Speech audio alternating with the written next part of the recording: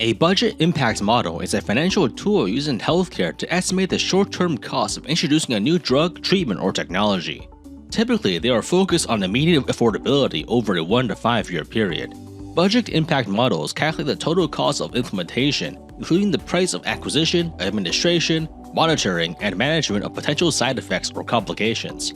They also consider potential cost savings such as avoided hospitalization. Their goal is to understand how a new intervention may affect a healthcare budget in the near term. The key question a budget impact model answers is whether introducing a treatment is affordable right now. This differs from a cost-effectiveness analysis, which evaluates long-term value using metrics such as quality-adjusted life years and incremental cost-effectiveness ratios. For payers working within tight budgets, it's possible that a cost-effective treatment may still be unaffordable in the short term. Budget impact models provide that needed additional insight for resource allocation, reimbursement, and coverage decisions. There are many ways to construct a budget impact model, but best practices suggest keeping it as simple as possible while still being credible. Each budget impact model has a model structure to define how the budget is calculated. Some models may use simple calculations, such as comparing the total cost with and without a new treatment, while others might use more advanced tools like decision trees or Markov models to capture more complex pathways.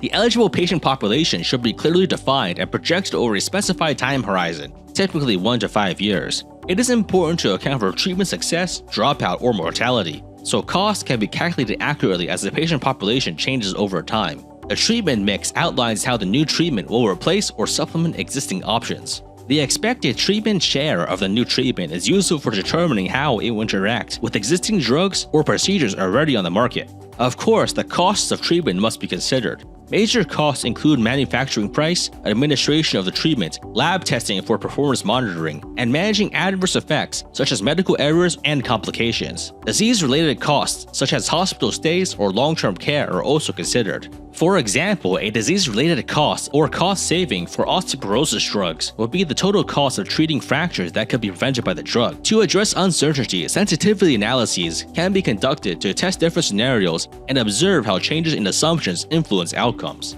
Payers use budget impact models to figure out whether a new treatment can be added without blowing up their budget. Think of it as a financial reality check before saying yes to innovation. Manufacturers, on the other hand, build these models to make a strong case for the product, showing that it's not just effective, but also affordable enough to be reimbursed. But here's the twist: the inputs and assumptions in these models can vary by a lot. That means that the results can tell very different stories depending on who is doing the math. This is why transparency in methods and data sources is key. It builds credibility and helps everyone make informed decisions. And when payers and manufacturers don't see eye to eye, there can be some back and forth. These models get picked apart, debated, and refined to make sure that every assumption and reference is solid.